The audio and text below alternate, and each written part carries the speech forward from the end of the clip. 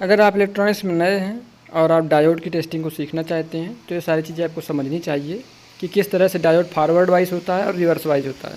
जब हम data sheet में देखते हैं तो मालूम पड़ता है कि 1 एम्पियर 600 वोल्ट का फास्ट रिकवरी डायोड है। सारी चीज़ें इसमें मेंशन की गई हैं। आज जो हम डायोड चेक करने वाले हैं वो है FR 105। चलिए टेस्टिंग देख लेते हैं। यहाँ पर हमने 3 पैकेज लिए हुए हैं, तीनों का एक एक करके रेजिस्टेंस चेक करेंगे। कई बार होता क्या है, रेजिस्टेंस में प्रॉब्लम होती है और हम लोग ढूंढ रहे होते हैं उसको वन साइड रीडिंग और वन साइड नॉट रीडिंग। तो इसको सेट करेंगे कंटिन्यूटी रेंज पर।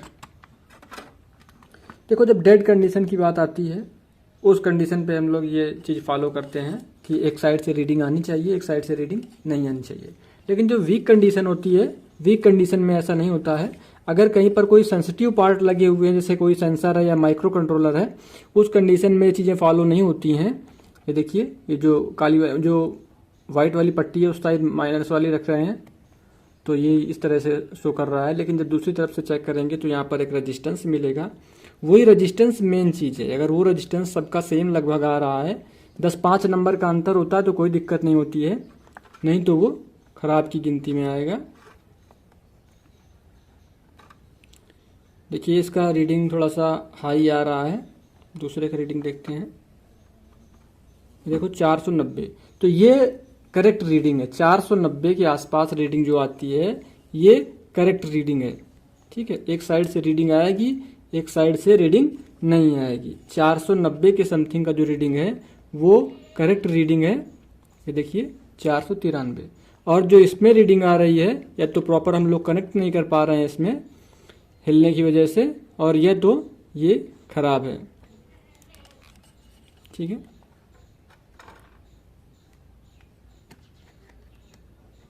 तो इसमें कोई रीडिंग नहीं शो हो रही है।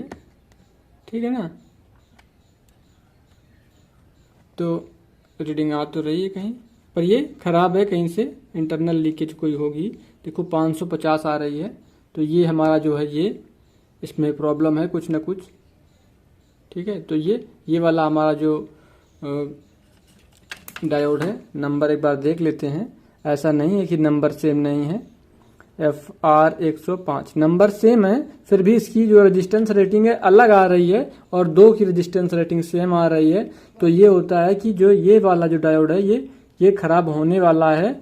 अगर हम कोई सेंसिटिव सर्किट जहाँ पर यूज कर रहे हैं, जैसे कोई सेंसर लगा हुआ है या माइक्रो कंट्रोलर लगा हुआ है, वहाँ पर अगर हम इसे यूज करेंगे तो ये सही से वर्क नहीं करेगा और हमें प्रॉब्लम फेस करनी पड़ेगी। कई बार होता क्या है कि हमसे कहा जाता है थ्योरेटिकली में कि वन साइड रीडिंग आनी चाहिए और वन साइड रीडिंग नहीं आनी चाहिए, तो सही होता है। लेकिन बेसिकली ऐसा होता नहीं है।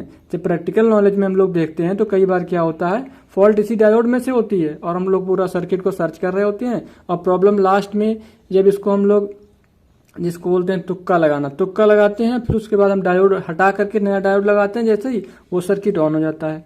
तो मेन प्रॉब्लम होती है डायोड की, जो हर डायोड जो है उसकी अलग अलग रेटिंग है। जैसे मान लो ये FR 105 है, 107 है या 360 है, मतलब हर डायोड की अपनी अलग रीडिंग है।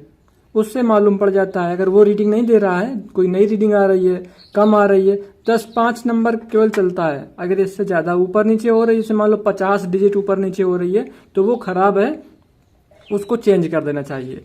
अगर कोई नॉन सेंसिटिव कंपोनेंट है या कोई डिवाइस है जहाँ पर लगाना है, हमें LED जलानी है या कोई छोटा सा डिवाइस है जिसमें चार्जिंग सिस्टम है, वहाँ लगाना है, तो वहाँ पर काम कर जाते हैं। लेकिन अगर जब बात आएगी सेंसर की और माइक्रो कंट्रोलर की, उस कंडीशन में वो नहीं लगेंगे। ठीक है, तो आज की वीडियो में इतना ही। तो हमने आज की वीडियो में देखा, अगर आप इलेक्ट्रॉनिक्स से रिलेटेड वीडियो और देखना चाहते हैं तो हम सिर्फ हमारे चैनल को सब्सक्राइब करना है और हमारे बनाए हुए वीडियो आप तक पहुँचते रहेंगे। चलिए फिर मिलते हैं किसी दूसरी वीडियो में।